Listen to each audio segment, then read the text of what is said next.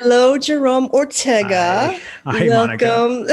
Thank you for taking the time to come and chat with me. I'm super excited to talk to you.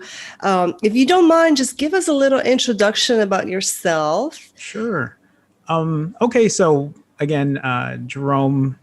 So I I have lost probably, I guess we'll just get right into it, but I have lost, if we look at the high and low end, I have lost at one point over 100 pounds.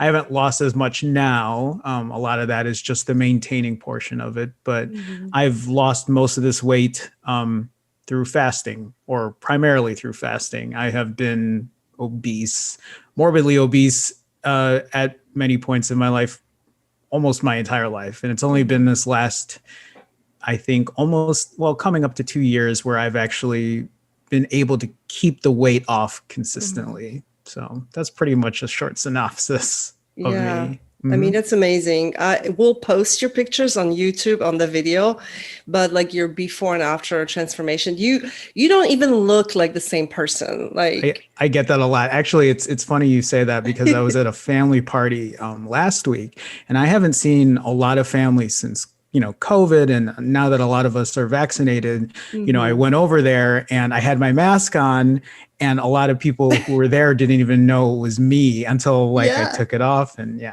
I can so see that. Yeah, it's like, who's this guy? Who's this sexy man over here? stop. No, like you look amazing. I'm Well, super thank proud of you. you. So, that's a lot of weight that you've lost. How did you get introduced to fasting? I know you've tried different diets, Hmm. different things, like probably most people out there that can relate Yeah. to this. How did you get introduced to fasting? So I don't know exactly where I started or how I started, but it was years ago. And it Mhm. wasn't extended fasting at the time. It was intermittent fasting. And I Mhm. maybe it was in an internet article or a video. I don't know exactly where, but a lot of people were talking about 16 eights, right? Doing a 16-hour fast in an 8-hour eating window. And Mhm. when I and like you said earlier, I have tried everything like caloric restriction, uh, trying to do low carb, incorporating exercise, all that kind of stuff, eating Yeah. multiple meals a day, small, and like none of that has ever really worked for me, or at least permanently worked, where I could Mhm. just keep the weight off and not gain it back, because that's always been an issue for me my entire life. Yeah. But yeah, again, like I had just started doing 16-hour, fasts with 8-hour eating windows. And then that kind of like, as time grew on, that changed to like 20-hour fasts, 4 hour, and then like OMAD. But even then, when I was doing it, it had success, but I would always end up gaining weight. Mhm. I could do 23, I could do OMAD, and I would still end up eating, or I would still end up gaining weight. And a lot of that has to do with my own like overeating issues, which is Mhm. why like I had started to look into extended fasting. Yeah, so same thing with me. I started with intermittent, like the 16/8, like probably Mm-hmm. 4 years ago, and it it worked, but I actually didn't see like a huge change in my weight because just like you said, like I would fast and then I would just go and eat normal, and so Right. it just wasn't enough calorie restriction, I guess, Mm-hmm. for it to actually see the difference. So same, and then you've been consistent with the prolonged fasting for the last 20 something months, like Yeah, 21 months. 21 plus months. Hmm. And that's And when you lost majority of your weight, right? have kept it off. I have never been this low in weight ever in my entire life. Like the last time Mhm. I could ever remember being in like the 130s or 140s, I mean, I Yeah. was in grade school. That was probably the last time I was ever this low in weight. So while we at the weight, like what was your highest weight and what are you currently now? Like what, or I guess what was your highest and lowest when you were fasting? Sure. So like at one point I was over, I would say, because I remember the last time I weighed on, because especially when I weighed so much, I never wanted to Mhm. step on the scale. I was too Yeah. embarrassed, to be like, how could I? Mhm. And like, I'm not a tall I'm 5'3", I'm short. right? Okay. So like 5'3" at one point, I remember looking at the scale and I was over 235 pounds, right? So Wow. Yeah. 5'3", 235. And then this past December, I had, through these consistent fasts with these Mm-hmm. like 90-hour, that was usually my average, which is my average now, around 65 to 90-hour fasts. Mm-hmm. I had gotten all the way down to 124.4. So that was, and that was like Wow. a goal of mine to just get under 125 for Mm. no real, because at one point I was 135 and I was like, this is good. But I don't know, there was something in me that said, and like, I don't know if that's like the competitive, like, part of me. Mm-hmm. But yeah, at one point I was 124.4. I look at those pictures now and I'm like, that might have been a little too much. That's what I was gonna ask you. Like, sometimes we have like a certain number in mind, and I've done that before, and I'll get to a certain amount, and I'm like, I am just like too skinny. Like, I don't Right. look healthy. I look like almost like, Yeah. yes. And So, like, oh, I'm sorry. no, no, I no. don't Go mean ahead. to, Go ahead. I was just No. going to say, it's like, a lot of people who have seen me lose that weight, obviously people who are close to me, they support me. But even when I was that low, at that Mm-hmm. point, I was having some people say, hey, like, you're doing good. It's just, it's like they were trying to be very nice about saying Yeah. like, maybe you're pushing it. And like Mm. at one point I felt like maybe I was at the moment, at the time, I felt like I was fine. Like I physically, I felt fine. But again, when I look back through some of those pictures, I was like, oh, like, Yeah. yeah. And so what ended up happening is, when I hit that weight, because it was like a goal of mine, because like my 40th birthday was coming up and I Mm-hmm. wanted to like get under Which is 120. crazy. I cannot believe you are 40. Like I was just telling you before we started this, I was like, Right. you look like a 28-year-old boy. Like you look I'll so take it. young. I'll take Yes, it. I Thank love you. it. But yeah, and so like it was just that weird part of me that was just like, yeah, like you've been doing this so long, let's hit this other goal. But when I turned 40, I said, okay, let's go to the gym. And like I Mm-hmm. actually went back to the gym and I started lifting weights, and Mm-hmm. like 125 turned into like 135. And at one point I was very good at around 140. I was lifting maybe 3 or 4 times a week, doing cardio 5 times Mm-hmm. a week. And right now, currently though, I sit in the high 140s. It's not where I want to be. And it's funny because I've been consistent for so long that in my head, it's just like, I got this. Like Mm-hmm. it's going to be, smooth, but it never is smooth sailing. And so the last couple of months have been a little bit of a struggle, but we can get into that. Yeah, That's, we'll definitely talk about this because I think a lot of people go through these struggles. So yeah, we'll right. talk about that later. But what is the weight? Do you have a certain number? So 125 was a little too low. Right. What is the number? Do you have a certain number or certain look that you want to get to as far as weight goal? Yeah. So like, obviously I think really it isn't about the number, right? Like we get Hmm. obsessed about that number on the Yes. scale. We just can't help it. It's something that I've been obsessed with Hmm. forever. I mean, even to this day, I still get on the scale every single morning. And sometimes I'll Hmm. weigh multiple times a day just to see where I'm at. Yeah. And it to the point where it's just like, is this a little obsessive? Maybe, maybe not. Like sometimes I tell myself you're just using it as a guide. And it is. It's been Mhm. helpful as like a statistical way of looking at the numbers. But ideally though, I think I want to sit anywhere between, I would say, maybe 135 to 138.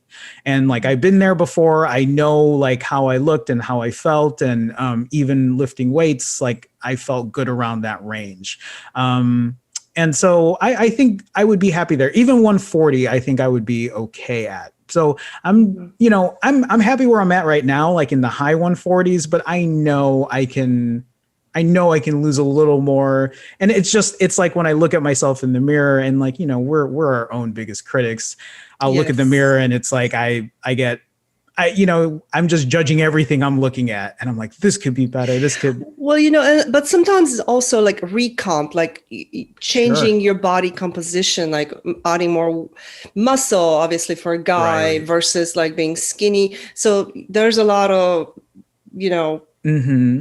which is also why that number really doesn't matter, you know? Like, I mean, obviously it gets in your head, but yeah, like adding more muscle is going to put more weight on the scale. It's just a matter of like, and that's why like I even, you know, I always tell people like, try your clothes on first. Like if it fits better, if you look better, then like, don't be so obsessed with that number on the scale. It's things I say, and like I can't help myself.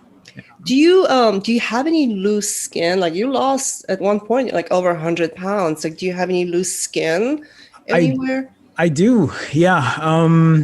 It's mostly like on the lower like stomach, right? Okay. That's mostly where it is. I mean, again, like over 100 pounds if you take my highest and my lowest, and it's something that I never initially thought was going to be a thing. And it's funny because like a lot of people they'll always say like, well, yeah, you fast, so it should go away. And like, I mean, I think it might depend on every person might be Yeah. different, but like, I have pictures of myself with my shirt off before, and like I haven't even posted that because like I'm so just like self-conscious about doing that. Maybe one of these days, but like if people really got the grasp of like how, because like I used to wear a 38 size waist.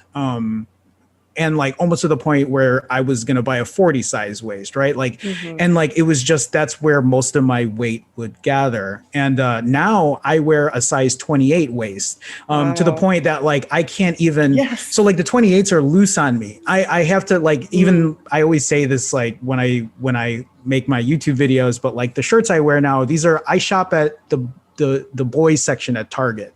I wear a size boys like 10 to 12 large, Wow. 12 to 14. And like, and so like, yeah, that's a considerable, if you think about the size of those shirts and those pants versus, I used to wear double XL adult shirts and, just to like cover everything. That is a lot of skin that has been like stretched. Yeah, absolutely. Yeah. And I think sometimes people get a little caught up in this and they're like, well, fasting's supposed to help with tightening the skin, and it does. It like I don't have any loose skin actually, maybe just a little under my arms here, but my stomach, it's mostly tightened up. But again, like I That's lost great. 60 pounds. Yeah. I'm tall, I'm 5'9". So I carried my weight a little bit different. Sure. If a lot of your weight is in your stomach and you lose over 100 pounds, it is hard. Like some of that skin will tighten, but you Right. will have some of the, it's not a miracle cure for loose skin when you get to a certain level. Like you get above that 70, 80 pounds. Yeah. Do you plan, is it something that's like annoying in your way? Is it something that you would want to remove surgically, or you're okay with So it? I've thought about it, especially like when I was, at like my ideal weight for a long time. I was just like, it's one of those things where cause like I'll wear a compression shirt, right? Because it helps. It kind of helps Yeah. put everything together or whatever. But it is something that I considered. At the same time, like I've tried to like Google it, and I just don't know if that's something that's in my cards at this moment. Something to consider, but it doesn't. When we say annoying, it's just more of a vanity thing, right? Like Yeah. I'll look in the mirror and I'm just like, ugh, like, this could look better if like the loose skin wasn't here. It isn't awful, and I think again, it's like people will tell me it's like you're making a big deal out of nothing, but again, like that's just like how we look at ourselves in the mirror. Yeah. It isn't something I think about too often, but maybe down the road, but I really don't know. So it would be more aesthetic, it's not like Sure. risk of infection. Like some people, if they have a lot of skin and it gets red and then like infected or rubbing on your like belt and stuff, then that's Yeah. different. But if it's aesthetic and you can deal with it, Right. it's not that big of a deal, I guess. Right. Exactly. That's awesome. I do want to go back to, obviously we all have our own story of why do we gain weight? Like at what point in our lives, like what happened? Like, is it emotional eating? Is it family or something that happened in your life? Like, do you have a certain event in your life that caused you over time to gain the weight? Or is it just something that happened from childhood and I mean, that's a great question, and it's something that I've thought about, like as I grew up and I got older. Is like there were a lot of times where, so just to be transparent, like I deal with disordered eating. I mean, I make these YouTube videos where I eat a ton of food in one sitting because I'm able to do so, to like achieve satiety, right? Where I yeah. feel full. And I don't know if I can pinpoint one exact moment, but I do remember that when I was like 14 or 15, I would already start asking myself, why am I doing what I'm doing? And when I say that, it means, why am I overeating the way I do? An easy way to kind of like explain this is, like, I remember coming home from high school, like walking home or taking the bus home from high school, stopping at the gas station, and I would buy all this food and I would like stuff it in my backpack and I would hide it, and then I would eat it in my room, like secretly, privately. And I think a lot of that was emotional eating, either because I was stressed out, and it's still something that I do to this day. I feel like I have lost all this weight and people think that like it's smooth sailing after that, but it is a lifelong journey. It is something that you have to deal with every single day. It's a struggle for everybody. And Absolutely. we have those good days and bad days. But so when I was younger though, because I was always overweight, even as a child, and like growing up as an adolescent, we never had any kind of like sweet foods or like junky foods in the house.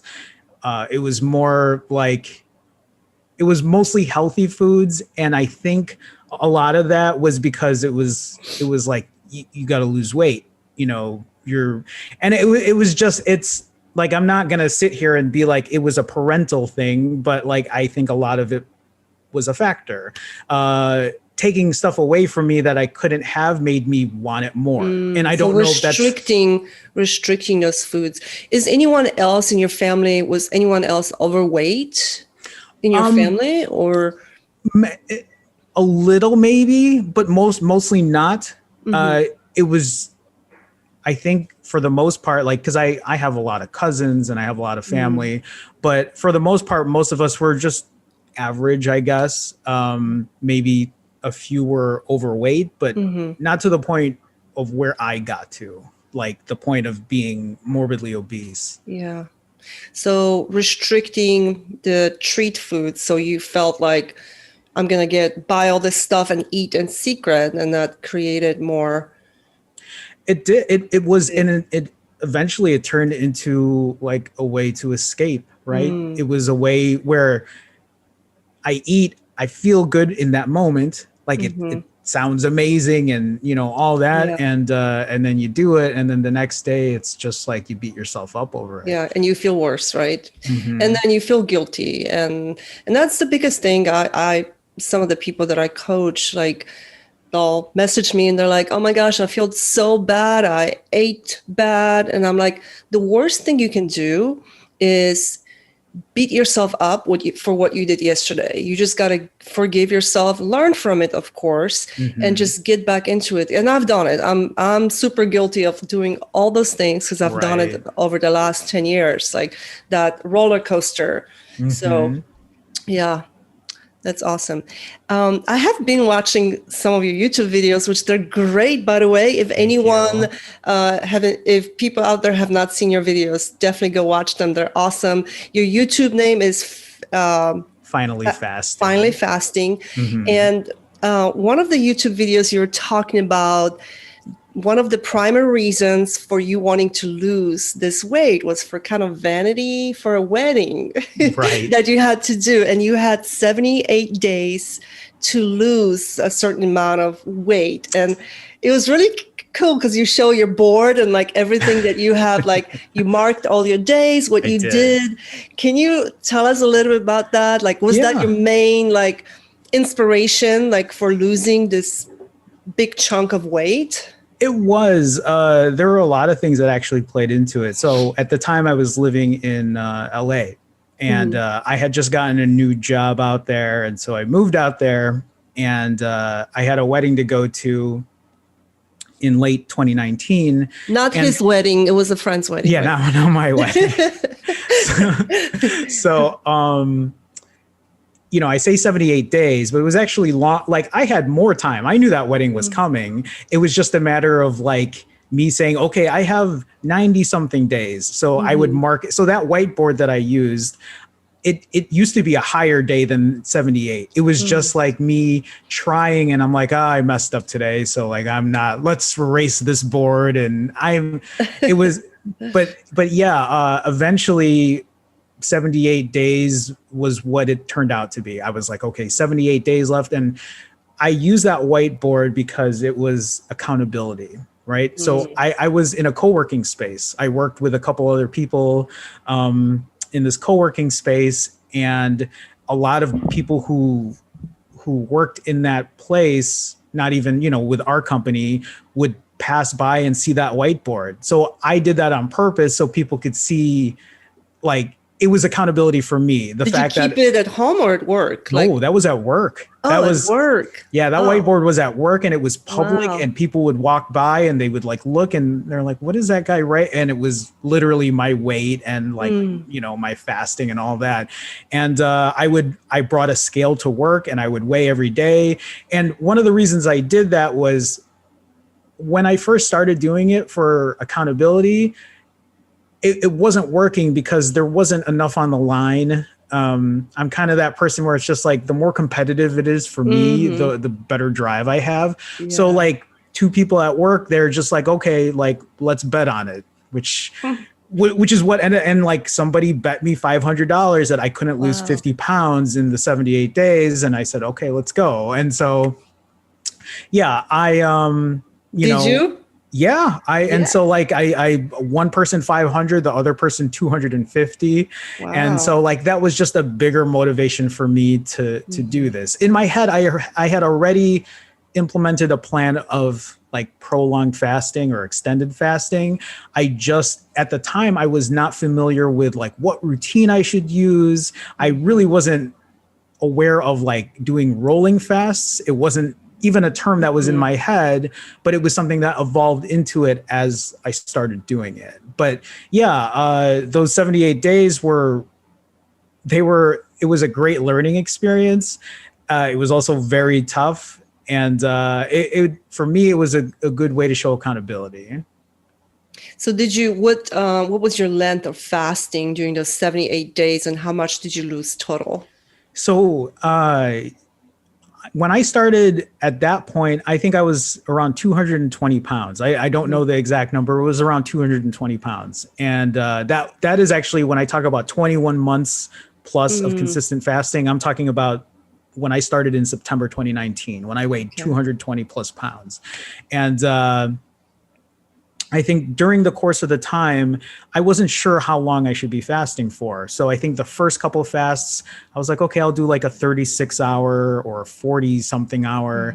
And then I would, I was kind of playing it by ear, and my refeeds would be short. I told myself, I'm like, okay, you're going to do these fasts. You're going to eat in a small window of time, and then you're just going to repeat the process.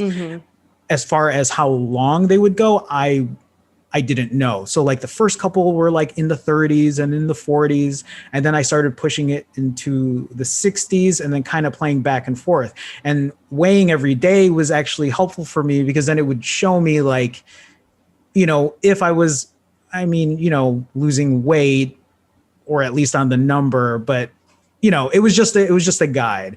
Eventually though, I think there was one stretch of time where I think I went almost a month or 3 weeks plus where I did like, I ate once a week. So like I fasted for an entire week, refed like on a Saturday for like 6 hours or so. And then I would go do another 7-day fast, and it was great. I lost a ton of weight during that time, but that was also really brutal. And like Yeah. the thought of doing that again, I don't know if I could, Well, but you're pretty lean now, so that probably would not be even possible because the leaner you get, the harder it right. is to do those long fasts. Absolutely. And so, I did end up losing the 50 pounds plus. I don't remember again exactly where I was at, but I think I had hit either the high 160s at that point.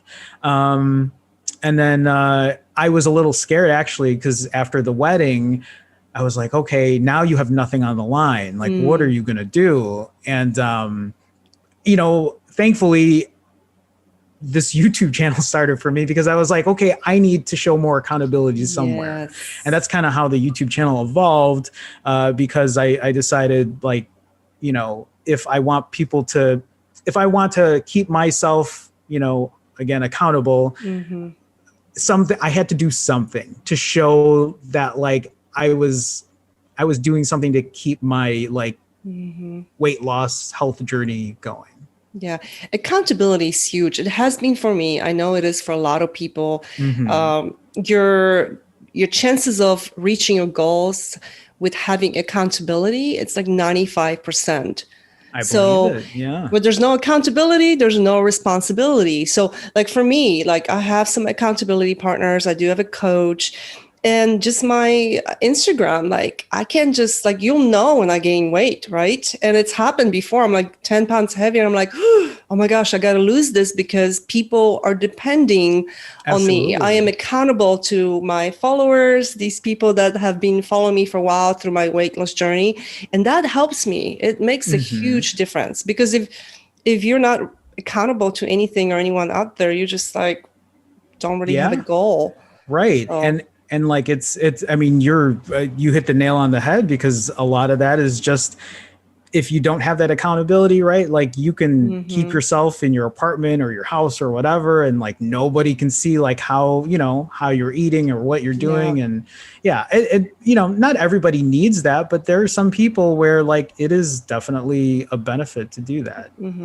One thing I wanted to ask you, going back to the whiteboard and having the accountability at work, were people judgy about like the long fast, especially because a lot of people don't understand prolonged fasting, or were people supportive of it, or how did you go about that, or a little bit of both? Yeah, little bit of both. So the guys that I worked with at the time, like we were a small marketing company, and the guys I worked with at the time didn't understand. These were guys who were like in their early 20s, who were like lean and tall, and like they could eat anything they want. And like that was a rough part for it too. So like as I was fasting during that time, I would still go out to lunch with them. They would have candy and like they eat whatever at their desks. And like that was for me, that was more of just like willpower at that point. But a lot of them didn't understand.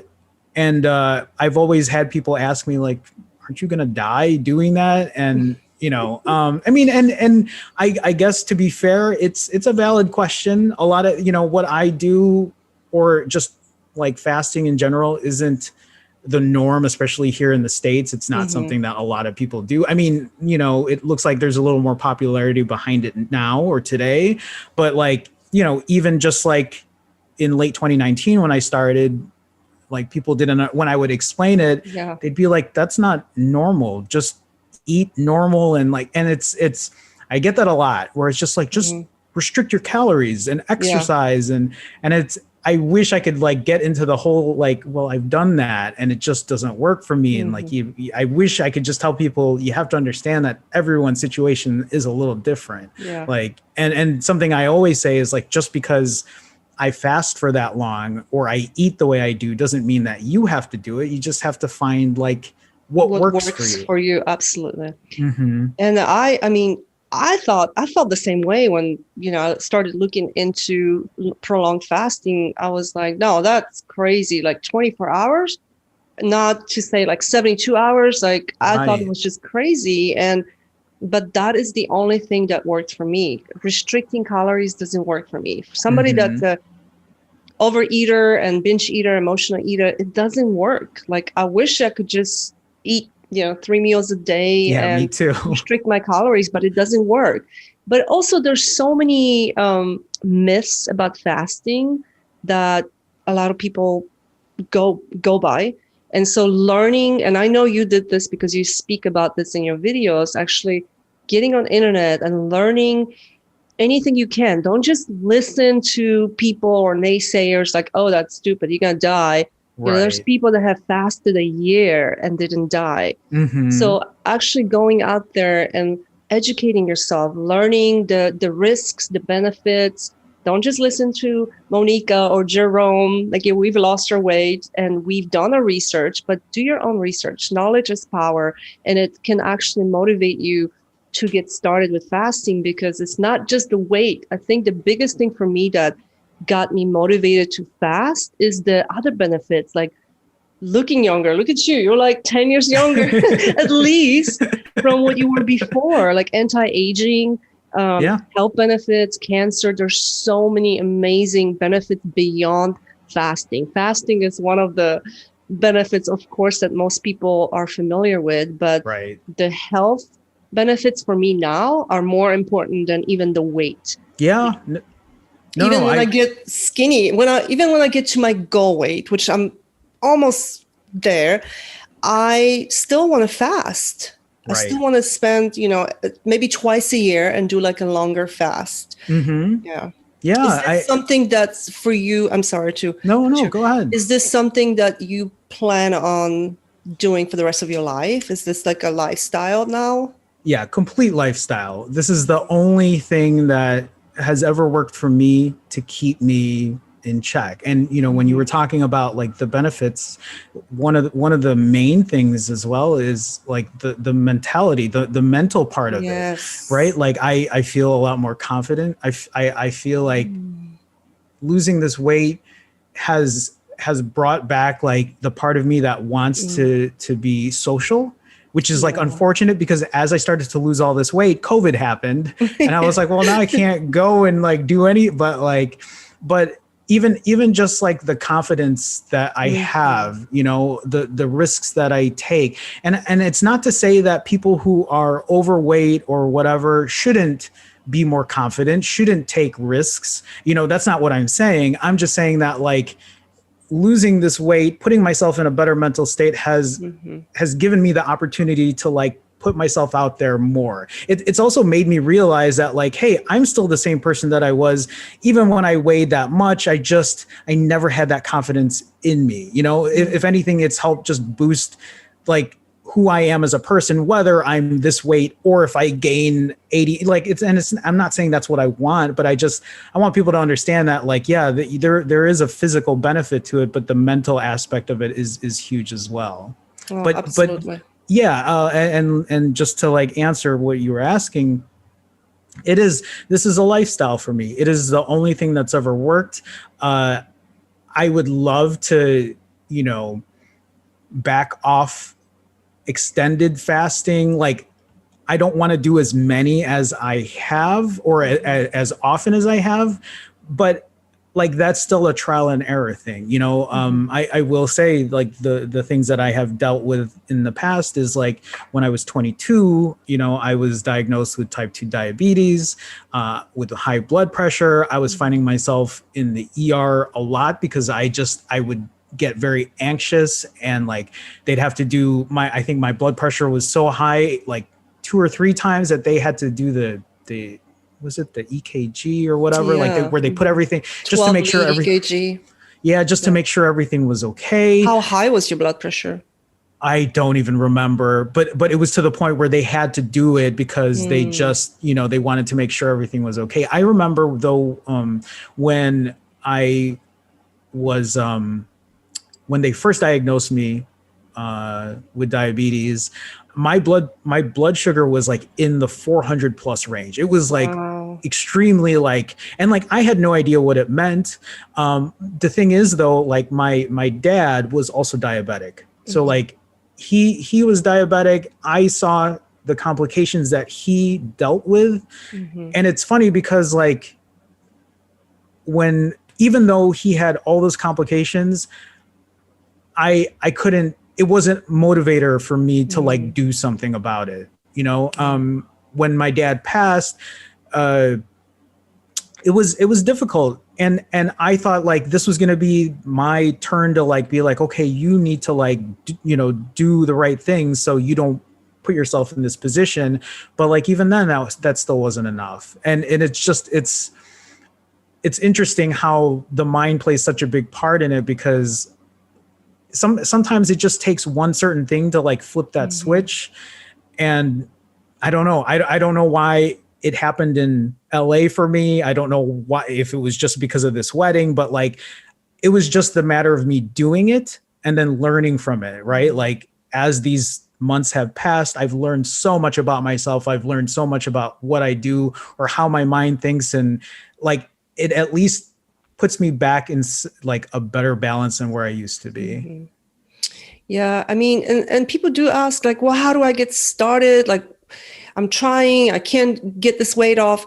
It's right here. You have Yeah. to come to your own, like, enough, because that's what happened to me. And that's where lost all my weight, was when COVID started. I Mm-hmm. was like, I am a medical person. Like, this thing could kill me potentially, especially if I go to work. Yeah. And I think that's kind of what hit me. I was like, I don't want to spend this being in a lockdown, drinking, binge eating. I probably would have gained like another 50 pounds in the last year if I did not stop. So I don't know. It's like maybe everyone's rock bottom, maybe sometimes. And that's different for everyone. Or maybe just Mm-hmm. like getting to this, like if you have kids, like, okay, I want to be there for my kids graduating from high school. Like having that Right. big enough reason, like why are you doing it? The fear of death, fear of losing somebody. I don't. And you've seen your dad go through this, Right. and dying from it basically, and it still didn't change. So I don't know what it is. I think it's different for everyone, and it's hard Absolutely. to kind of say what specific thing it is for somebody. You have to, I think, figure it out yourself. Yeah. Yeah. And you're Yeah. right though. Like for a lot of people, it's just a matter of like doing it. You know, it's Hmm. getting yourself again in that mindset. I think a big thing that a lot of people miss is, yeah, the physical part is tough. The willpower to do these things can be difficult, but if you don't put yourself in that right mindset, like you might have all the physical, like, when a lot of us first start doing these like diets or fasts Hmm. or whatever, we have all the you feel like you have all the willpower in the world because Yeah. you're like, I'm going to do it. It's, Hmm. it's time. But I think the more important part is like, are you mentally there to keep doing Hmm. it? Because, we talk about diets and so on and so forth, but really this is a lifestyle. Yeah. People have said like, you can't just do these fasts forever, and it's like, well, I mean, Yeah. it's I have, like, if there's anyone at this point, I feel like I've been doing it for this long now that, if it doesn't show that it doesn't work, then I don't know what will. And you don't have to be doing like 3 5 day fasts. You can just be Exactly. doing OMAD or 2MAD, Yes. and just maintain your weight this way. And I think that's the biggest thing for me with fasting. It was something that finally worked. Nothing Yes. worked. Keto, I've done keto. It worked for a little while. Then I regained weight because I stopped eating keto foods and I started eating carbs again. With Right. fasting, you really can't do it with any diet. Like Yeah. you can do vegan, vegetarian.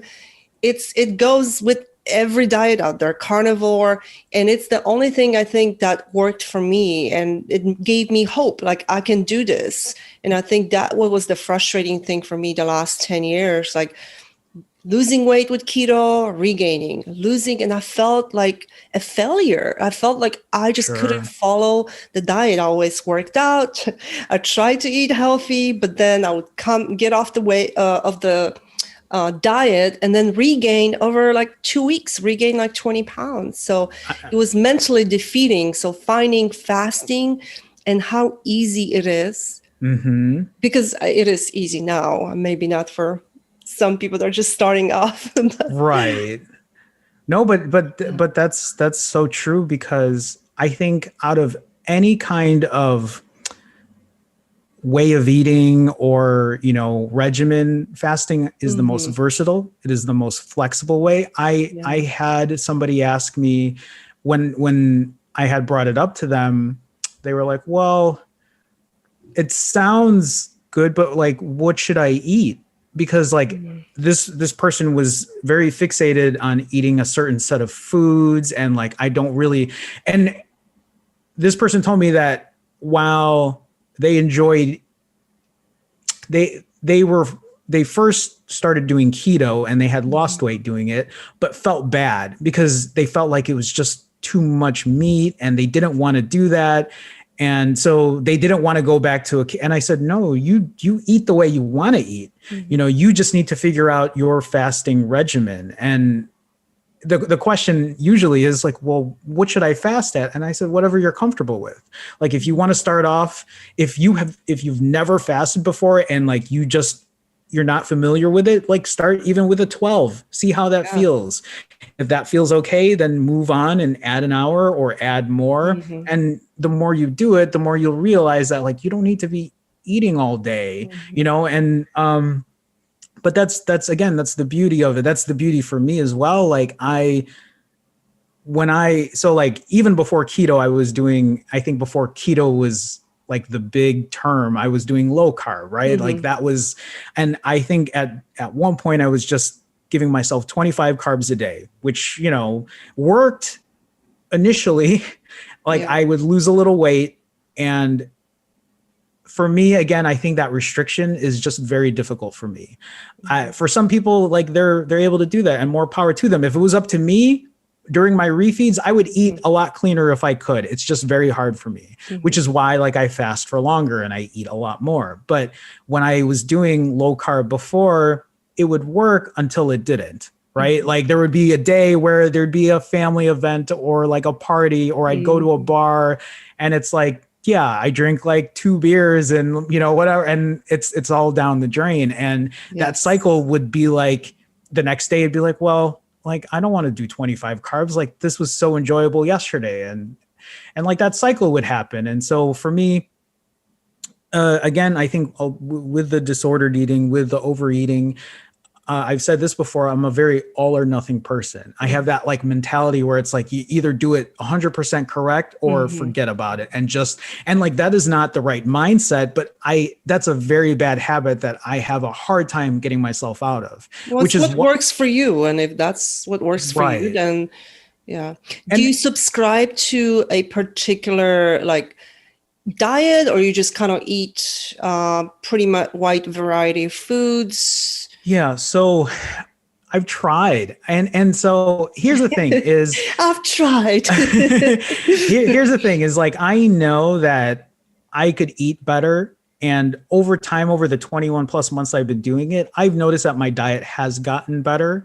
It isn't perfect, but when I tell people, like, people will ask me like, how did you lose all that weight? I'm like, so like sometimes I won't even start off with fasting. Sometimes I'll just be Mhm. like, I eat half a pumpkin pie every time I eat, and they're like, what?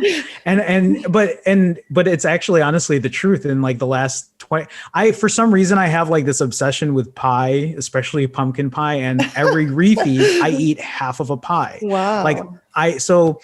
um I do try to eat cleaner.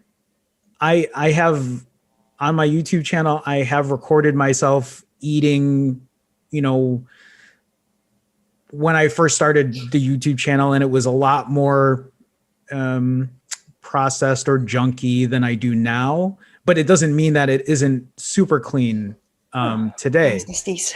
Oh, you're good. Sorry. And so while I try to like keep things a little cleaner, I restrict nothing. So Mm. no carb restriction, no anything, no calorie restriction, which is why like I eat 6,000 to 7,000 calories per refeed. Like Mm. it's more than a lot of people can eat, but for me, that's what gives me satiety. But at the same time, that's what has helped me lose weight, is to do a 6,000, 7,000 calorie refeed and then a 90-hour fast.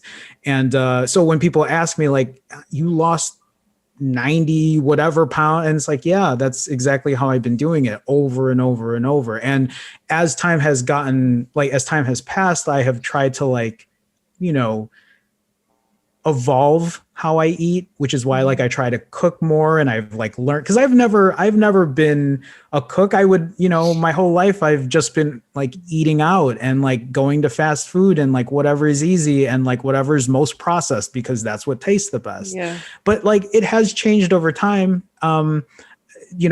Ideally I would like to eat less processed foods, but I know that if I put myself on that restriction, I just know that is absolutely a trigger for me to kind of like Mhm. go in a downward spiral. How long does it take you to eat that many calories? Do you get like overly stuffed? Like, I mean, five, six, I can't even imagine eating that much. I'll eat like 2,000 calories and I can't even finish it. But Sure. like, can you give an example? Like how long it takes you and what do you eat? Like pie, of course. Yeah. So it's funny because when I first started doing these, like this process of rolling fasts and these refeeds, Hmm. when I first started, I just said, okay, Jerome, you're going to eat until you're full. And like that's what I did, because I was just trying to find like that part of me that was like, okay, I'm good, I can go start another fast. And when I started counting, I was like, wow, this is a lot more calories than I thought. And it was around the 6,000 range. And I thought, as I started to lose weight, as I went from like 220 to 200 to 180, I thought that the smaller I got, the less I would want to eat that much, but it hasn't changed. Even at 125 pounds, I was still eating 6,000 calories, which I don't know how, I don't know. And I don't know how it's possible. And I know people who have watched me do that on YouTube. They'll be like, Jerome, I try to eat that many and I can't do it. And I'm like, don't do that. Like, you Yeah, don't don't have to, try to eat that much. which is Yeah. why now I always say, please don't eat as much as I do. Don't Hmm. fast as long as I do. Find the balance that works for Yeah. you. So in terms of how long it takes me, I can put down 6,000 calories. Typically it averages around 3 hours, but like I can eat 6,000 calories in under 2 hours and it's not like a race or anything. It's just sometimes like after a 90-hour fast, I do get hungry, and like, that's just how it works. A lot of people will reply though, and they'll be like, hey, I tried this and like, this is awful on my stomach. And I'm like, I get that. And it is for a lot of people. So Yeah. please like It's figure what out what you're worked doing for first. you. And Mm-hmm. sometimes I think when people start a different lifestyle, a different diet, or start fasting, they try to change everything. Like Right. now I'm a perfect eater, I'm going to eat healthy. And it's obviously it's good to eat healthier, Sure. but this is what worked for you. So, and then now as you are into this journey, starting to change those habits that you have learned to do for so long and just doing it slowly, systematically, and not like this Yes. big boom, everything, you have to change everything. And a Right. lot of times people give up because it's just too much. If you're consistent and you do those small habits, even if it's just one piece of pie less a Mm-hmm. week, Yeah. it's whatever works for you. Don't, Right. but I mean, if you are one of those people that you have to go and only eat healthy, keto, low carb, then do it. It's what works for you. There isn't like, one recipe for everyone out there. And like when people come up to me and they're like, what should I do? What's the best fasting protocol? And I'm like, is the one that works for you. And if you haven't Yeah. tried anything, just try something. Right. Just jump into a fast, do it 24, see how you feel. If you feel good, go longer. Just because I did rolling 72s and 48s for my first month doesn't mean that that's going to work for someone else. Yeah, it's really going to be different for everyone. And to kind of just add on to that, in terms of like exercise, right?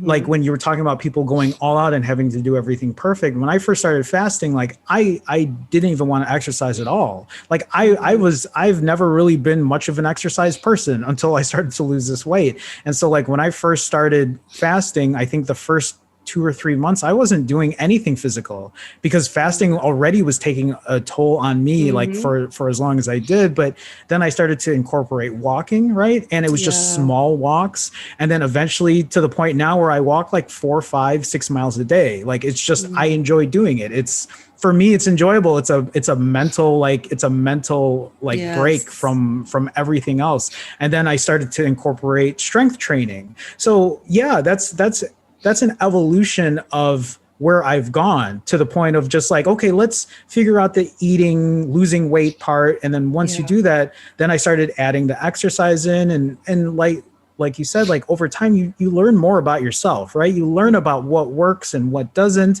And even though like the small habits of, yeah, I could eat a lot better, I could eat a lot less, but I'm learning as I'm doing it, where like I can eat this instead of this, or like maybe Yes. today I'll change it up, or I'll stay away from this or that. Again, it's a process. The entire thing is Yeah. a And it's process. what works for you individually. Mm-hmm. In one of your videos, you said something, I love that. Actually, you said, I don't have time anymore to risk my health.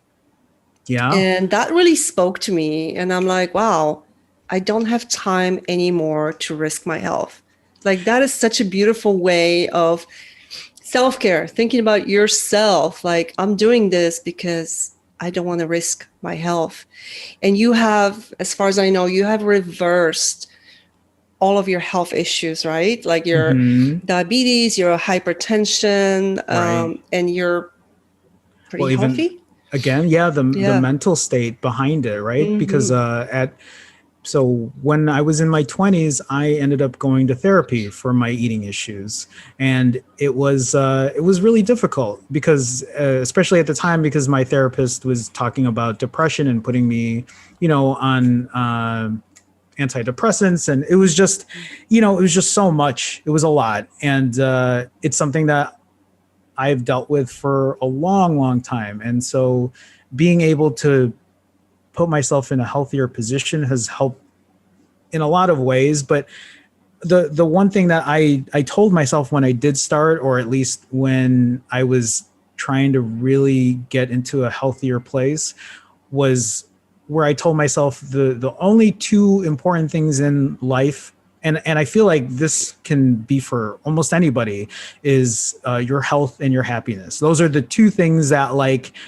I feel trump anything else in life, because without your health, you Yeah. have nothing. Like, people talk about, I need to, I put myself aside for my kids or my, so and so. But it's like, yeah, while that's great, and like, there's nothing wrong with that, if you're not healthy, I mean, what's going to happen when you get sick, and then you're not able to care or do things for, and that's why it's like you have to take some time, even if it's just an hour a day, or like, the way you eat or whatever, to keep yourself healthy. Because without Right. that, like, yeah, people talk about money, right? And like, I've left good paying jobs because they were Hmm. too stressful for me.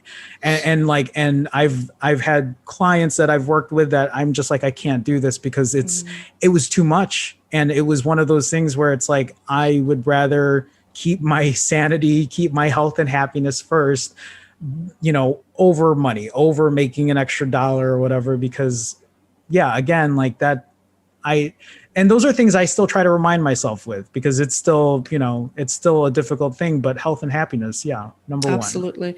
Are Hmm. there any things that you do in your daily practice to like keep your mind in a good state? Because I do think, sometimes it's like, how do you get to that state? It's not something just comes naturally to be positive or to Right. think a certain way. It is also a practice. You have to practice to keep your mind in a certain level. Were there any things that you've done other than fasting, of course, to keep your mind in a healthier state? Anything that helped you overcome those mental struggles? So for me, I think the most important thing was to just remind myself that my health meant more than anything. That it was just important for me to stay healthy, and I think that's really what helped me keep going. I don't know if there's a specific thing that I tell myself when I go through my day to day, but I think a lot of it is more routine than anything else. I, I would get up, I would go for my walk, and I would do I would keep myself busy, but I always had, I guess, the goal in mind to just stay healthy, to keep what I was doing, because I knew that if I were to go back to my old ways, it would be a downward spiral. A great example though is lately, like, I picked up some new work. In the last 3 months, I picked up new work, and it's great work. But it is super, super stressful. There's just so much to do. And I noticed that and it's one of the reasons that I had taken a break from YouTube, because this new work has completely taken over my life. And at the same time, because I was consistent with my weight forever until these last 3 months. These last 3 months, I put on about 8 to 10 pounds, which isn't a total loss, but for me, it's noticeable. And for me, I was just like, what happened here? And I think a lot of that is, again, the accountability, not having the YouTube, not being on there as regularly. And that really played a lot in my mental state. And it's something that I'm trying to work out right now. I'm trying to find a proper work-life balance, which is very difficult, and putting myself in that mind state, because I started to eat back-to-back days because I knew I didn't have to tell anyone on YouTube. I knew I didn't have to make a video or post something on Instagram because I was away from it.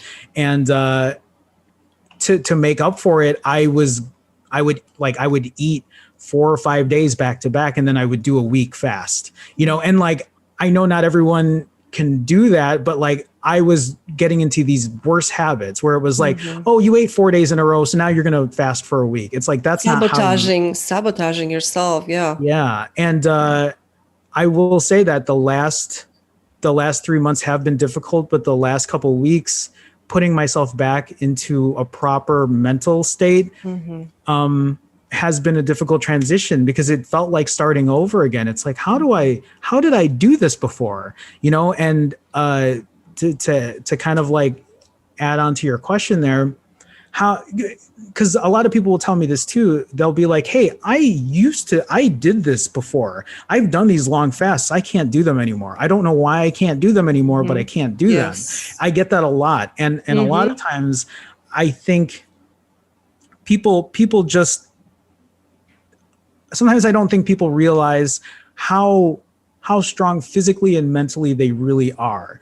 I think they find it hard because they put themselves in a situation where they're used to eating a certain way again. And I think it's just getting over that hump of knowing that you can do it.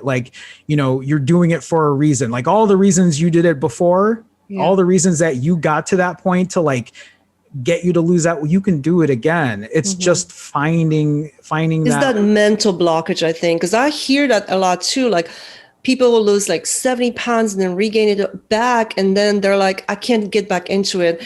And I think part of it is that fear of well, I regained all this weight and now I'm gonna do it again and I'm gonna regain it. You're almost in your subconscious, you are fearing regaining all that weight and feeling embarrassed. So it is a form of self-sabotage. So I mean, what can you do when you get in that rut? You gain this weight back. What are some of the advice do you have to help people get through those setbacks? So from personal experience, at least for me, I think one of the things that I try, or at least have tried to do, is to try to go all out.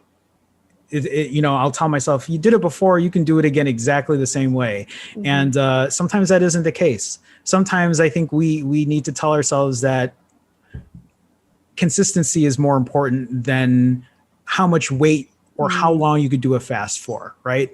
Like we can talk about doing a 7-day fast, but what are you going to do after that? And how long can you maintain what you're doing? And I think that's an important thing to kind of note here is like take the small steps as success, right? So Mm-hmm. like if you did a 36 before and now you're only able to do an OMAD, like that's okay. Like you Yeah. build up to it, you build that consistency to make those little steps to gain that success again. For people that do struggle with that, that's maybe a time where if you've never found accountability, maybe it's time to find an accountability partner. Maybe it's time to find someone that can help you coach you to get through like the tough times. I think again, a lot of it is more mental than physical in that regard. Mm-hmm. Yeah, I agree. And I've been there before. And sometimes when I think back, like, how did I get out of this rut? Like, I lost, like 40 pounds and then regained like most of it in a month. And Mm-hmm. I would beat myself up so much. Like, oh my gosh, I'm a loser. I just can't do that. So I think number one is forgiving yourself, like actually working Yeah, from the inside out, from the inside, like what caused me to regain this weight again, and just reframing the negative emotions, the beating yourself up into, I got this, I'm gonna continue self-love and continue doing this till I get it right. I You're like not that. failing Yeah. until you stop trying. And I think that's one thing that's stuck in my mind. Even though I regained weight, I didn't fail. I Mm-hmm. just, I have to do it again and again till I get it right. It And I think is. this time it worked.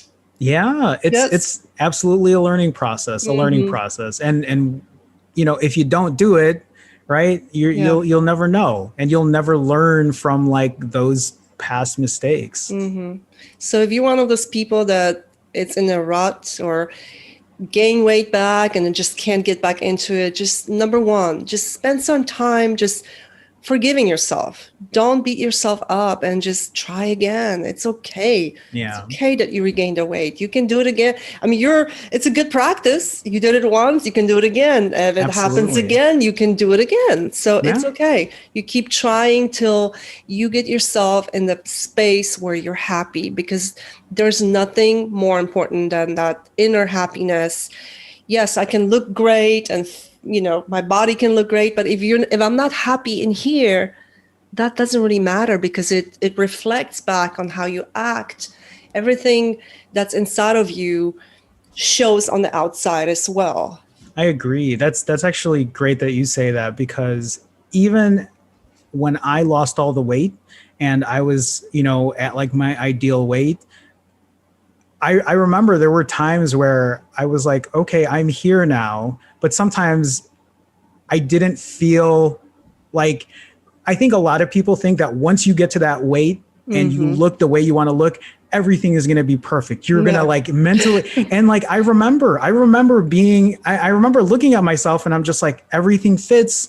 I feel like I look good, but Mm-hmm. I don't feel like I thought I initially was going. And like, I'm not saying that I don't. I mean, I'm in the best shape. I'm in the best mental health I've ever been. But it really goes to show how again, your mind putting Mm-hmm. yourself, you need to put yourself there, you need to give yourself that confidence, you need to love yourself, right? Like Yes. no matter what weight you're at, no matter what part of the weight loss or health journey you're on, you have to love yourself, Mm-hmm. because if you don't, you could lose all that weight and you could still feel like how you were 50 Mm-hmm. pounds more. Yeah.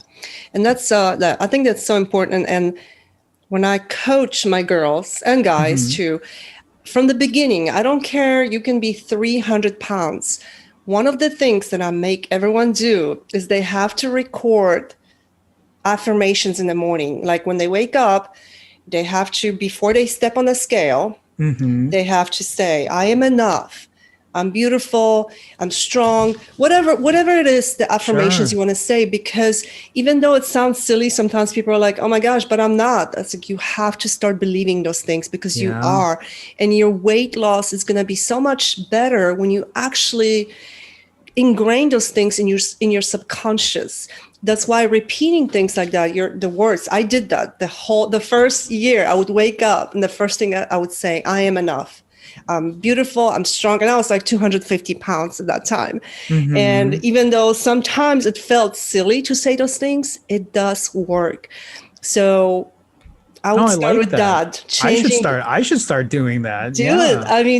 I mean, all the girls actually love it. They like, before, it's like, you cannot step on the scale till you record saying it out loud. Because I listen to it. It makes me feel better, actually. I love listening to their affirmations because it reaffirms me as well. So I think it just, those affirmations said out loud make a huge difference, I think. And then you can step on the scale, whatever that number says, it doesn't matter. It's just a number, because you already affirmed to yourself that you are enough no matter what that scale says. So if you're struggling with that, I would start with that, because your weight does not define you. You're still, it's in here. It's what you think of yourself. I mean, you see people that are like bigger and they feel good. They're sexy. It's great. Yeah. Yeah. So anyway, that's all on that topic. Let's see. Oh, this is a big one. So what advice would you give someone that is just starting the fasting focused lifestyle?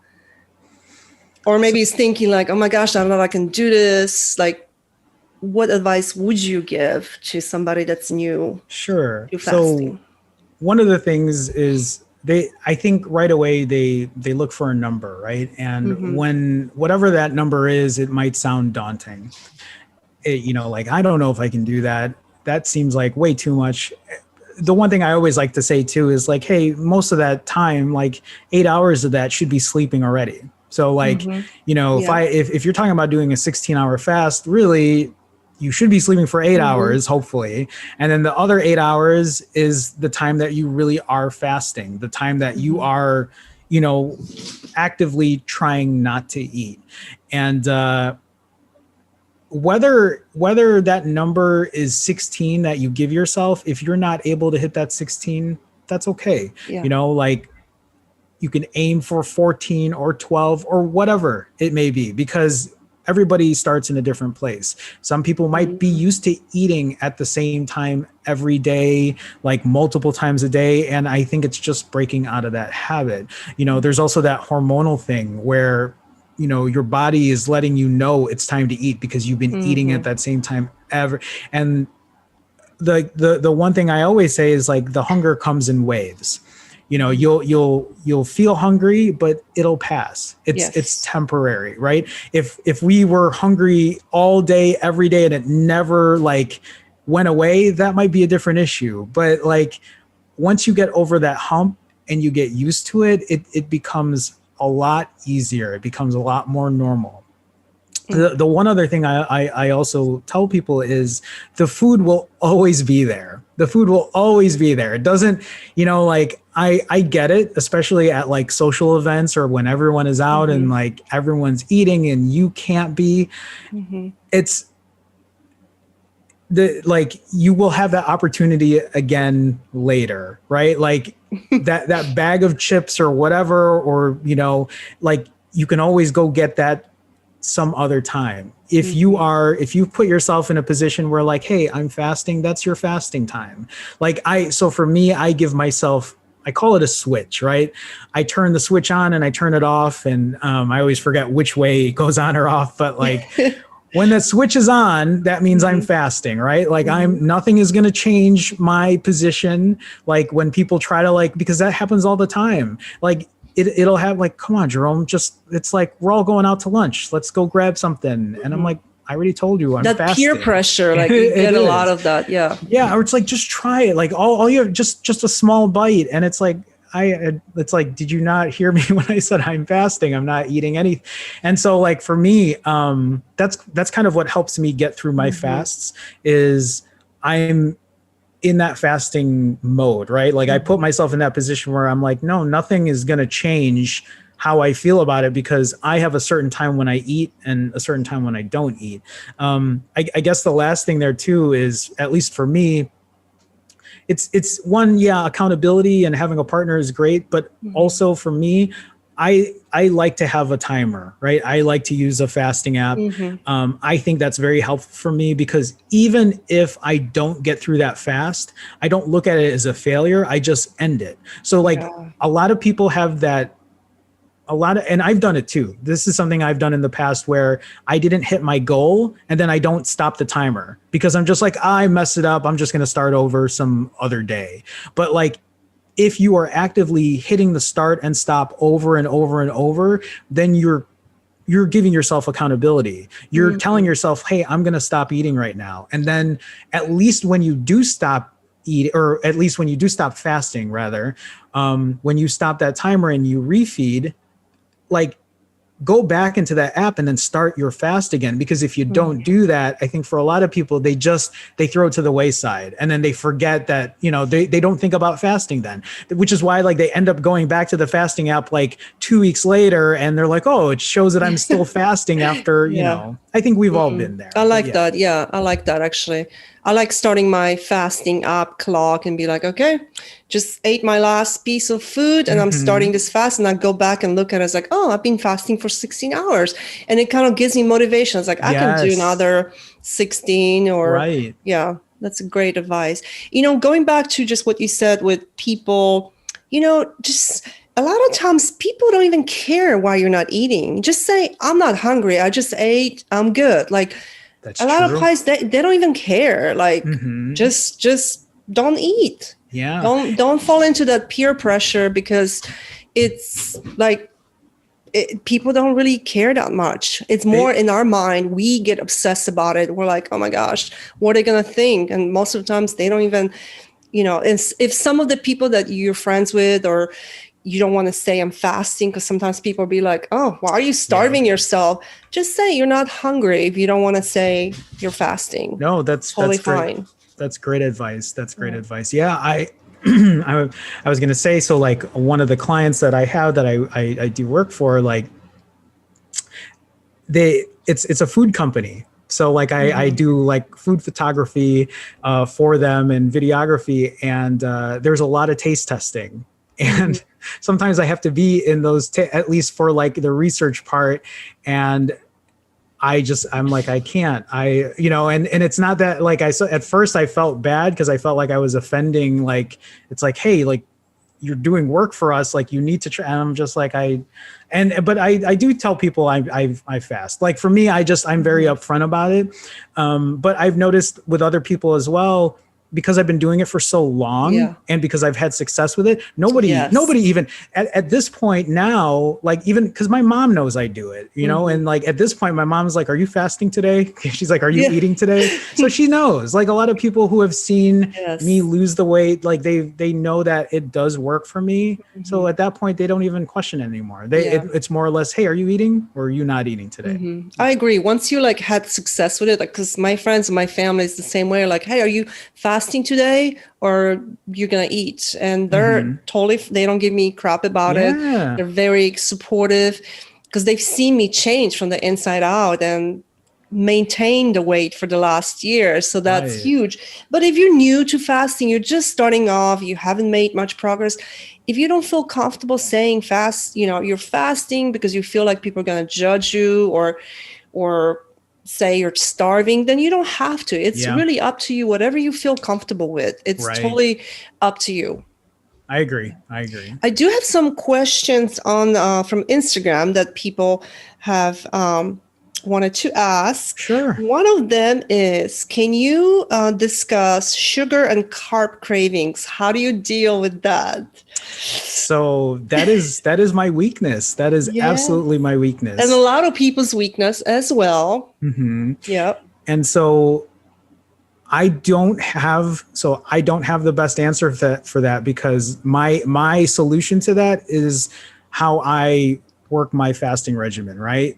Mm-hmm. So the reason I fast for 65 hours or for 90 hours is because I know that I eat anywhere between 6,000 and 7,000 calories. Mm-hmm. And I know that if I fast for that long, I will still lose weight. Even if I fast at 42 minimum, if I fast at 42 hours, Mm-hmm. I maintain my weight. I don't gain weight. I don't really lose weight. I kind of keep my weight stable then.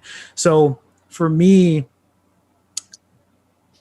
I feed into those cravings, which is why, like, I know earlier you had asked what I eat, and just to like give you like a quick detail of it, like I start off with like the healthy foods. Like I have a huge salad at the Mm-hmm. beginning, and then I have like my protein, and then I end up eating like chips and salsa and guac, and then I'll have like Sounds amazing. Woo. it is amazing, especially when you, for me it is, I get to refeed tonight after I'm doing a 65-hour fast today, and so like I'm Mm-hmm. already excited to eat later today. And then I'll usually end it with like half a pie, and that's usually my cravings there. Mm-hmm.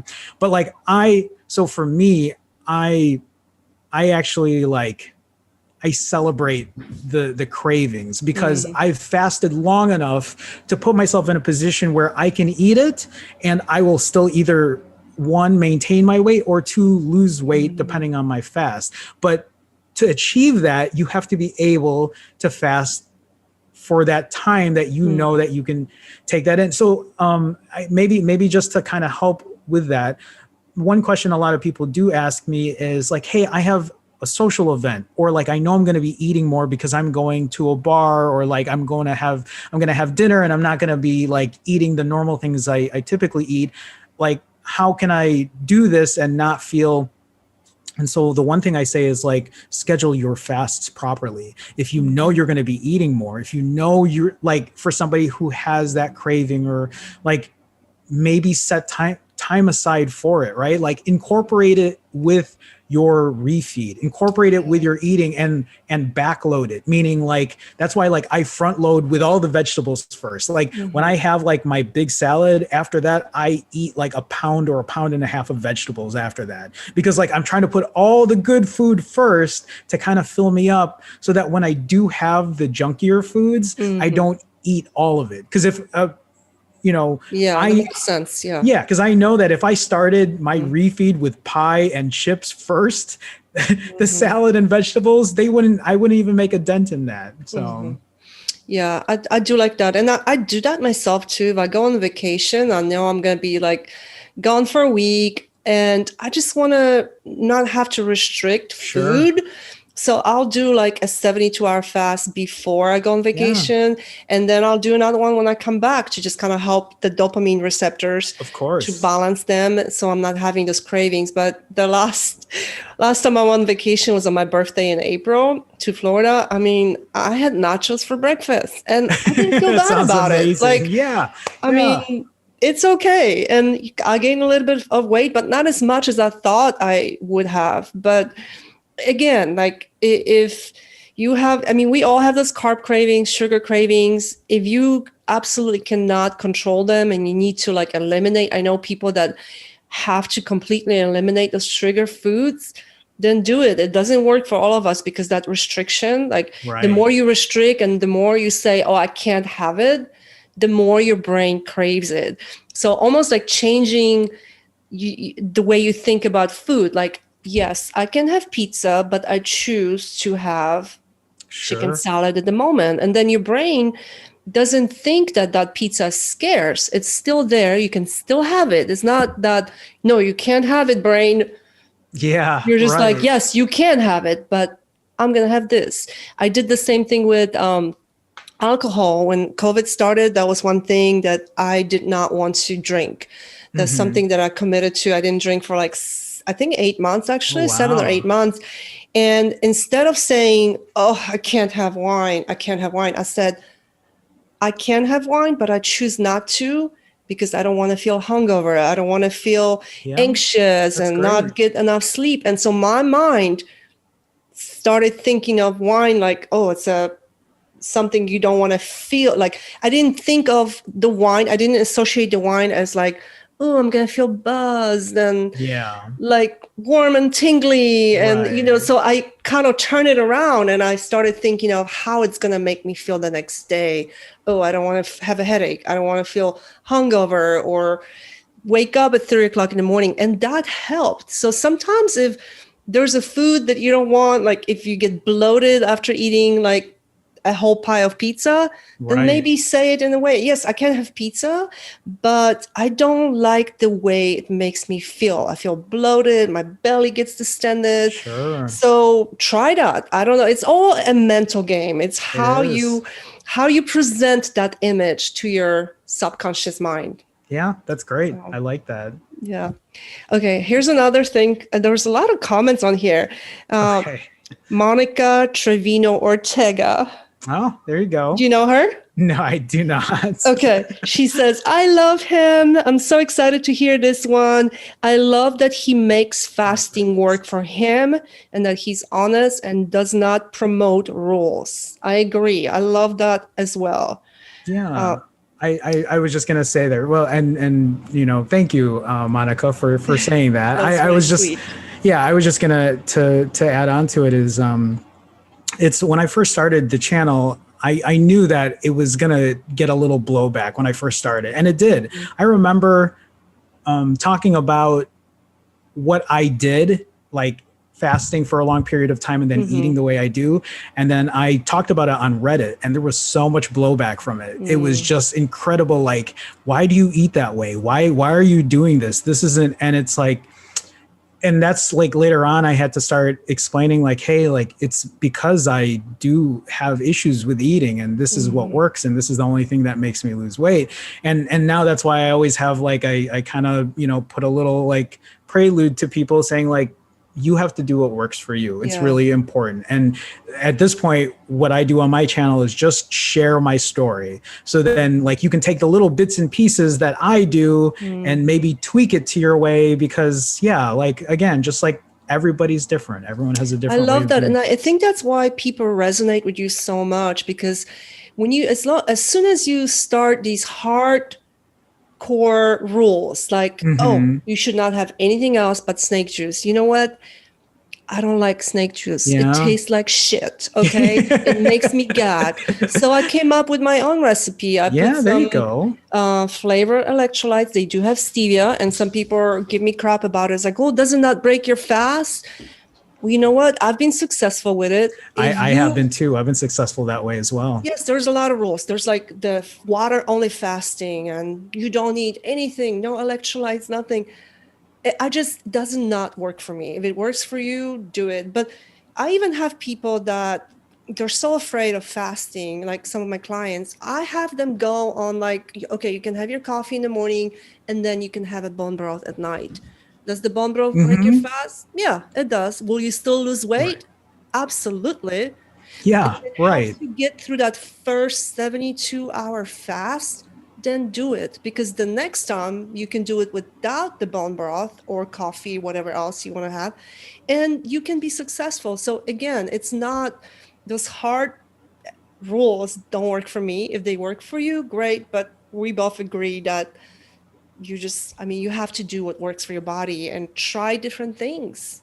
Yeah, because again, like the longer you can be consistent, I think is more important Mhm. than how hardcore you can do it for. Yeah. Because again, how long can you be hardcore for? And how are you actually going to transition after you get out of that? Because once you're yeah, I mean, some people have better willpower than others, but Yeah. some people might have more motivation than others. But once you get to that point of like where you downward spiral or you fall out of your rhythm, how are you going to climb back out from that? And I think that's why it's important to know that you should give yourself some flexibility when you're doing any of these, the length Mhm. of your fast, how you're breaking it, how you're eating in between, all that kind of stuff. Yeah, I love that. Again, do what works for you. We Mm-hmm. did what worked for us, does not mean it won't work for you. Yep. 5,000 calories would not work for me, but it worked for Jerome. And, some people have to completely eliminate carbs. It works for them. Right. And for some people, it doesn't work. They go crazy. They feel deprived. So yeah, going back to the questions. Uh-huh. Oh, another one. I love him. Got a lot of fans out there. Are you single? You don't have to answer that. I mean, listen, there's like a lot of, I'm not going to say who asked that, but I'm we're not gonna go through with that. I try to keep my personal life out of. we don't have to go into that. But some of those questions are pretty funny, actually. Do you coach? So yeah, I do coach. I have coached a number of people, and the only difficult part right now is the amount of work I have at the moment, and that's. It doesn't mean that I won't coach. I just think I just have to work a schedule out with people. I do have a Patreon where I do offer that, but people can email me at finallyfasting@gmail.com. And we can talk about maybe scheduling things. My coaching is a bit different though, because it's like, I'm not certified. I can only share my experience. I can only be an accountability partner for people, but I do coach. Just, I think my methods might be a little different than maybe what some people expect. If you're interested, message him, email him, or you can message him on Instagram at finallyfasting. Thank you. Or email finallyfasting@gmail.com. Correct. And definitely subscribe to his YouTube channel. Thank you. Finally Fasting. I did subscribe to it, actually. So Thanks. I'm your follower now. One last question. I want to respect your time, of course. I've enjoyed this conversation so much. One last question I want to ask you, and I ask this to everyone. What are the 3 things you wish you had known sooner about really anything in your life? Diet, relationships, just life in general, like any advice or things that you've learned? Yeah. I mean, I guess the first thing, and I've said it earlier, is prioritize your health and your happiness. It's something that I have never really properly done because I was always focused on like making money or, I was, especially when I was younger, I didn't think of that. I didn't think about my health. It wasn't important to me because whatever. Even when I was diagnosed as a diabetic at 22, like I didn't think about it. At first I was, but later on you just don't think about it because diabetes is one of those things that like silently, will eat away at your health, if you don't take care of it. The thing I said earlier is just when I say prioritize it, just know that like, again, without your health, you really can't enjoy the rest of your life. If, you might be able to for a little bit. And then once that starts to go, like how, like you'll realize you should have maybe done things a little better, one way or another. And money can't buy health. It can't. And like, what are you going to do with all that money if like, you're not able to enjoy it? Yes. But, yeah. So the second thing, these things, I guess, will just be all related, excuse me, to fasting and health. Like I guess there are other things that like I would say that revolve around life things, but I'll just keep this kind of on topic. Health and happiness, I feel like, is the answer to pretty much everything for me at this point. And I feel like for a lot of people, everyone, I think, deserves a great quality of health and happiness in their life. But to kind of like go on, it just in terms of like fasting, the one thing that I always say is consistency is key. I used to, sorry, there's sirens. I live in the city. They're coming to get you.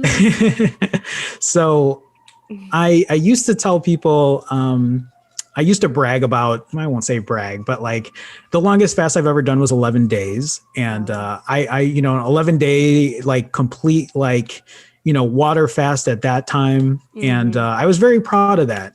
But I actually did that 11-day fast before I started doing these rolling fasts, before I even knew how to like, I initially found extended fasting because of snake diet, right? Like that's how I first learned that I wasn't going to die doing it. So I did an 11-day one, and I used to like talk about like how great it was and like how much weight I lost during those 11 days.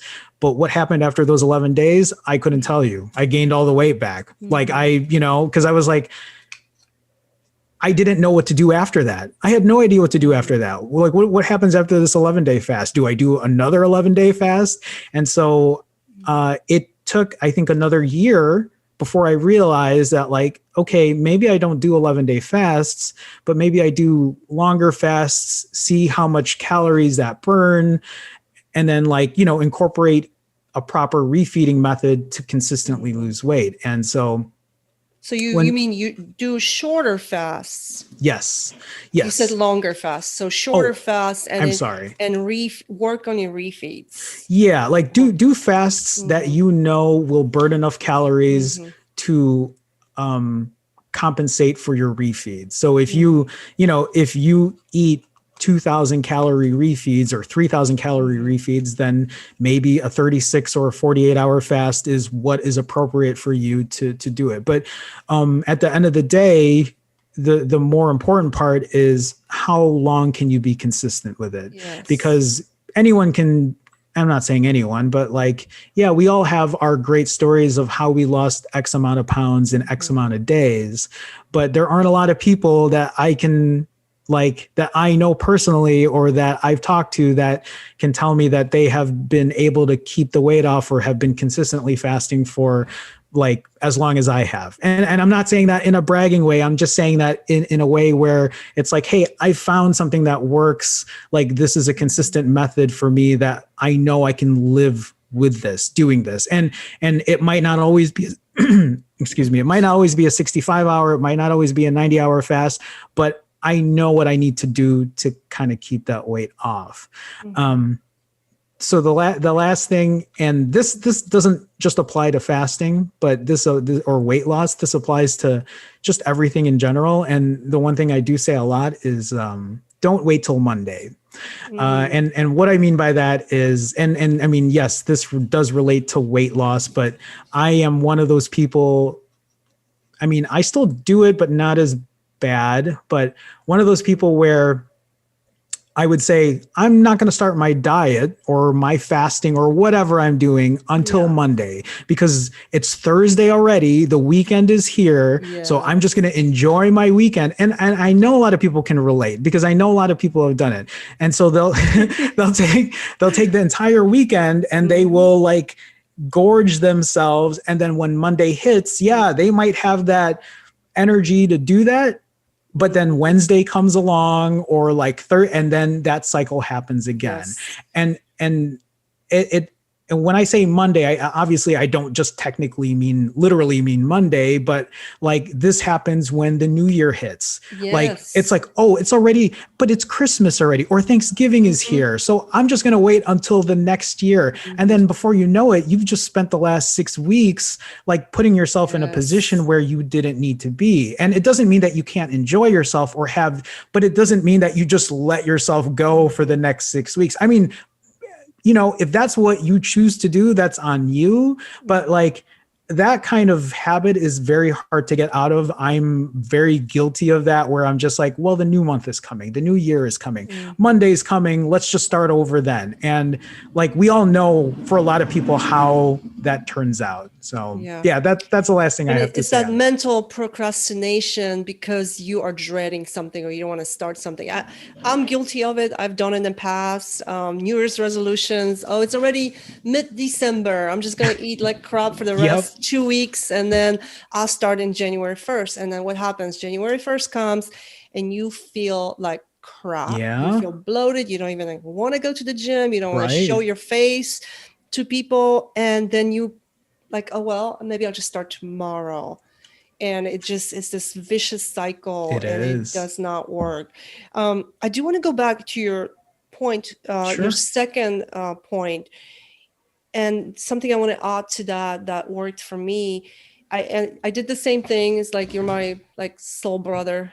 I did like my longest fast before I even started like consistently fasting was 5 days, just straight water fast. Yeah. And then just like yourself, I stopped the fast. I lost quite a bit of weight. I don't even remember how Mm-hmm. much. And I was like, oh my gosh, yes. But then I went back to just eating throughout all day long. You Right. cannot do that. You have to, like, the one thing that helped me is eliminating the snacking. Like, Yes. if you're going to eat 2 meals a day, just know, okay, I'm going to eat lunch and dinner. And there's no snacking in between, because Yeah. that can turn into this whole binge fest, eating just all day Of long. And course. that's what happened to me. I regained that whatever 15 pounds I lost in 5 days, Mm-hmm. and I felt awful because I just went back to the old lifestyle. And I did that for a year. I would do this whole self-sabotage, like fast for 72 hours, eat for the rest of the week. And that doesn't work. It absolutely Yeah. does not work. Like,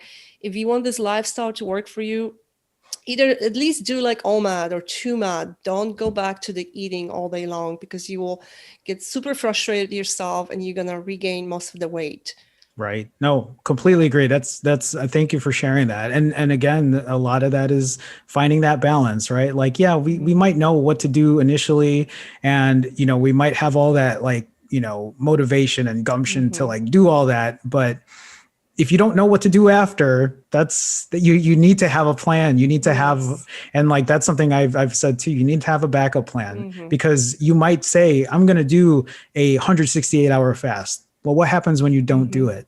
Like, what is your plan after Yeah. that? And that's what I tell people now is have a backup plan, because when it doesn't go your way, or if something in life happens that happens unexpectedly, you Mm-hmm. need to have, like, I guess, an escape plan, right? You need to have something in your, like, your arsenal or your toolbox or whatever, to tell yourself, okay, well, this didn't happen, so this is what I'm going to do instead. Mm-hmm. Yeah, it's not a quick fix. It doesn't work. It actually, if you do Mm-hmm. the long, actually, Cole says that. Cole Robinson says before you start fasting, just be consistent with, like, if you can do OMAD for a month and Yeah, not snack throughout the day, then you can move on to a longer fast. I Like, agree. I know people that fasted a month and then they regained most of the weight because they went back to just, they didn't fix the eating part. The refeeding is Yeah. the key, is not the Mm-hmm. fast.